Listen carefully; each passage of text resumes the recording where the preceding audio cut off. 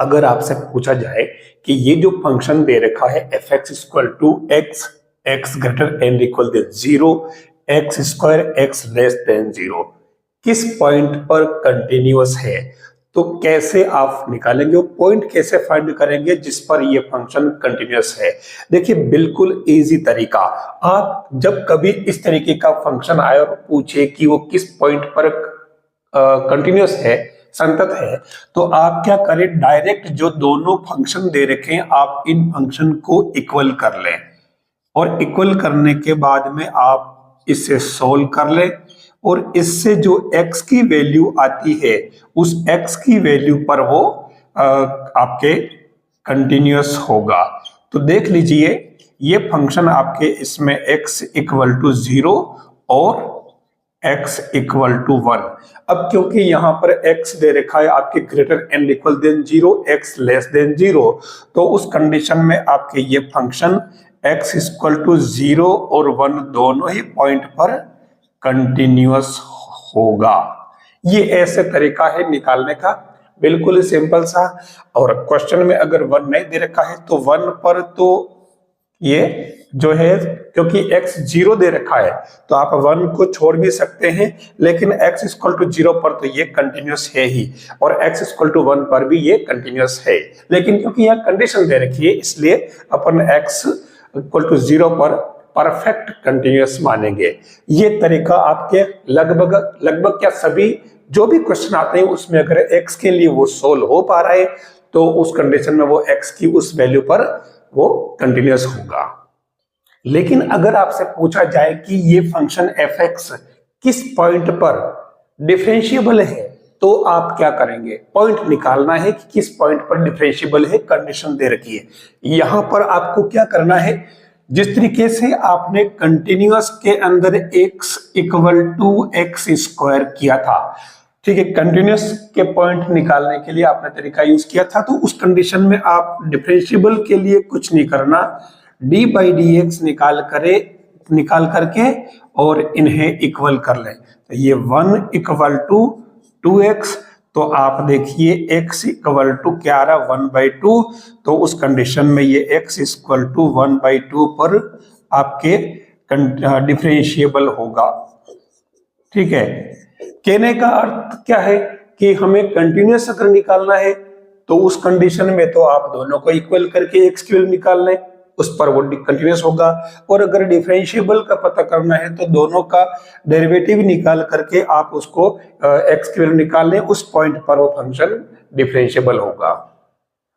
इस क्वेश्चन को देखिए, आपका जो फंक्शन दे रखा है ये f(x), इस f(x) फंक्शन के लिए पूछ रहा है कि x इक्वल टू π/2 पर ये डिफरेंशिएबल है या नहीं। तो डिफरेंशिएबल होने के लिए लॉन्ग मेथड भी देख लीजिए और शॉर्ट मेथड भी देख लीजिए। पहले अपन इसके अंदर लॉन्ग मेथड लेते हैं, जिसके अंदर अपन 3 पार्ट से गुजरेंगे। पहले x इक्वल टू π/2 पर वैल्यू निकालेंगे, फिर LHD निकालेंगे और फिर RHD निकालेंगे। लेफ्ट हैंड डेरिवेटिव क्या होगा, लिमिट h टेंड्स टू 0 और f π/2 से कम वाला लेना है तो π/2 माइनस h माइनस f π/2 और अपॉन में आपको ध्यान रखना होगा माइनस h। डायरेक्ट फॉर्मूले की तरह यूज करें इसे, तो ये हो जाएगा लिमिट h टेंड्स टू 0 और f π/2 माइनस h, यानी जो फंक्शन कम वाला है ये वाला, तो इसमें आपको यूज करना है 1 प्लस और साइन और π/2 माइनस h माइनस f π/2। अगर आप यहाँ पुट करेंगे f π/2 डायरेक्टली तो ये क्या आ जाएगा 2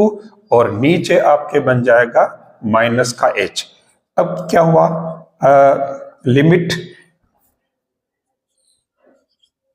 h टेंड्स टू 0 और ये साइन π/2 तो 1 में से 2 गया तो -1 हो गया, ये -1 प्लस और ये cos हाइपरबोलिक, मतलब हाइपरबोलिक नहीं, ओनली h माइनस h, तो ये क्या हो गया, उल्टा कर लो इसको, 1 minus cos h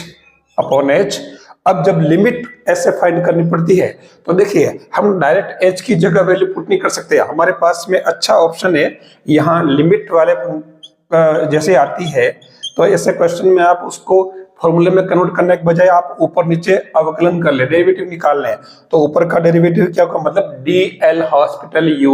rule use कर रहे हैं, तो ये हो जाएगा लिमिट h टेंड्स टू 0 और ऊपर वाले का करो डेरिवेटिव, तो ये बन जाएगा साइन h, क्योंकि अगर आप ये h लिख लो, साइन 1 का 0 हो गया और नीचे 1 हो गया, अब आप h की जगह 0 पुट कर रहे हो तो ये आ रहा कितना 0। तीसरा जो प्रोसेस इसके अंदर मैंने कहा 3 प्रोसेस है, तो तीसरा प्रोसेस में हो जाएगा राइट हैंड डेरिवेटिव और वो हो जाएगा limit h tends to 0 f pi by 2, अब की बार प्लस कर ले h minus f pi by 2 और अपॉन में प्लस का h रखें, तो ये limit h tends to 0 f pi by 2 plus h, यानी कि h की मतलब कुछ ज्यादा है इस पाई बाई 2 से, तो ज्यादा वाला फंक्शन ये वाला काम आएगा, तो ये 2 प्लस और x की जगह आपको क्या पुट करना, pi by 2 plus h minus pi by 2 whole square minus f pi by 2 आपके पास में आ रहा है ऑलरेडी 2, ठीक है, तो ये अपॉन में क्या बना आपके नीचे h, 2 से 2 कैंसिल, पाई बाई 2 से पाई बाई 2 कैंसिल, तो ये जो बच रहा है उसको नोट कर लीजिए, हमारे पास में h स्क्वायर अपॉन h यानी कि लिमिट h टेंड्स टू 0, तो ये क्या आया आपके पास में ओनली h, अब h की जगह 0 पुट कर ले तो ये 0 आ रहा है। तो फाइनली इस क्वेश्चन का कंक्लूजन क्या हुआ, यहां देखिए f पाई बाई 2 पर जो वैल्यू आई थी हमारे वो क्या आ रही थी 2, जो कि एक फाइनाइट वैल्यू है, ठीक है। अब हमारे जो अवकलनीयता यानी कि डिफरेंशियबिलिटी के लिए जो मेन पार्ट था, लेफ्ट हैंड डेरिवेटिव में आया है 0 और राइट हैंड डेरिवेटिव भी आ गया आपके 0, तो फाइनली आप देखते हो कि LHD इक्वल टू RH_D, तो आप कह सकते हो कि जो फंक्शन fx है वो x equal to pi by 2 पर डिफरेंशिएबल है।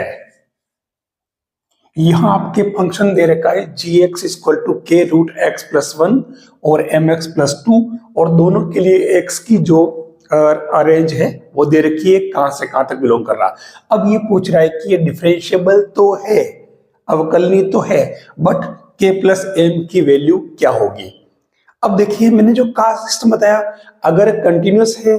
तो डायरेक्ट दोनों फंक्शन को इक्वल कर लीजिए और x की वैल्यू फाइंड कर लीजिए, और अगर वो डिफरेंशिएबल है तो आप दोनों ही फंक्शन का डिफरेंशिएशन कर ले x के रिस्पेक्ट और उसे इक्वल कर लीजिए और x की वैल्यू फाइंड कर लीजिए, उस पॉइंट पर ये डिफरेंशिएबल होगा। तो अब यहाँ पहली बात पॉइंट तो आपके पास क्योंकि दे रखे हैं, तो ये x इक्वल टू 3 पर भी डिफरेंशिएबल है और x इक्वल टू 5 पर भी डिफरेंशिएबल है, ठीक है, सीधा सा क्लियर यही नजर आ रहा है। और इसने क्योंकि पहले बोल दिया कि डिफरेंशिएबल है इसलिए तो हम पहले इसमें फर्स्ट वाला फंक्शन ले लेते हैं, तो ये क्या हो जाएगा d बाई डी एक्स के और x प्लस 1 का रूट, ठीक है, तो क्या वो हुआ ये बन जाएगा k और 1 अपॉन 2 रूट x प्लस 1। अब आपको ये जो फंक्शन निकाला तो आप इसमें x की वैल्यू क्या पुट करेंगे, आप इसमें लिख दें x इक्वल टू 3, तो ये क्या हुआ k और x की जगह 3, तो ये 1 अपॉन 4 आ जाएगा, यानी कि ये आया k बाई 4। अब इसमें दूसरा फंक्शन था हमारे पास d बाई डी एक्स और वो था mx प्लस 2, तो इसका भी कर लीजिए, इसमें भी x इक्वल टू 3 पुट करेंगे अपन, तो इसमें आप देखिए क्या बनेगा 2 0 और ओनली m आ रहा है, ठीक है, k इसमें आ ही नहीं रहा, ठीक है, तो या x की वैल्यू मतलब x इसमें आ ही नहीं रहा, तो आपको x की जगह 3 पुट करना ही नहीं। अब आपको मालूम है कि ये दोनों ही, जैसे ये लेफ्ट हैंड डेरिवेटिव और ये राइट हैंड डेरिवेटिव है, तो इन दोनों को इक्वल कर लीजिए, तो ये क्या बन जाएगा आपके k by 4 equal to m, k equal to 4m। जब k इक्वल टू आपके पास 4m आ चुका है डिफरेंशिएबल वाले पैटर्न से, तो अगली बार अपन में डिफरेंशिएबल होने से यह कंटिन्यूअस भी होगा, तो कंटिन्यूअस वाली कंडीशन अपन इसमें अप्लाई कर लेते हैं। क्या हो जाएगा, दोनों को आप इक्वल कर लीजिए डायरेक्टली और इसमें x की जगह 2 पुट कर दीजिए। तो ये 2 पुट किया इसके अंदर, x की जगह 3 पुट कर लीजिए, 3 पर है ना, तो ये हो जाएगा 2 और यहाँ पर 3, तो ये 3m प्लस 2 यानी कि 2k equal to 3m plus 2। तो इससे आपके ये 2 इंटू और इससे k की वैल्यू 4m आ रही है, तो ये 4m 3m प्लस 2, तो ये 5m इक्वल टू क्या हो जाएगा 2, तो ये m इक्वल टू 2/5। जब m इक्वल टू 2/5 तो आप m की वैल्यू यहाँ पुट कर लीजिए, तो इससे आपके k इक्वल टू क्या हो जाएगा 8/5। अब इसने पूछा क्या था k प्लस m की वैल्यू, तो ये k यानी कि 8/5 प्लस 2/5 यानी आपके 10/2 इसका रिक्वायर्ड आंसर आ रहा है। चलो, अगर आपको ये कॉन्सेप्ट समझ में आ गया है तो ये क्वेश्चन आपके लिए है। फंक्शन आपके पास गिवन है, इसमें a और b दो जो कांस्टेंट है, आपको इनकी वैल्यू फाइंड करनी है a और b की। तो इसमें a और b की वैल्यू क्या होगी, जब कंडीशन आपके पास दे रखी है और ये एक for every x belongs to r और ये डिफरेंशिएबल है, ठीक है, दे रखा है। अब आपको इसमें a और b की वैल्यू फाइंड करनी है। कॉन्सेप्ट आपको वही यूज करना है, डिफरेंशिएबल है, इट मींस वो क्या है, वो कंटिन्यूअस है और डिफरेंशिएबल भी है। तो दोनों कंडीशन यूज करके आप a और b की वैल्यू फाइंड कर सकते हैं। आप क्विक आप आंसर निकालिए और आप कमेंट करके बताइए कि इसका सही आंसर क्या होगा।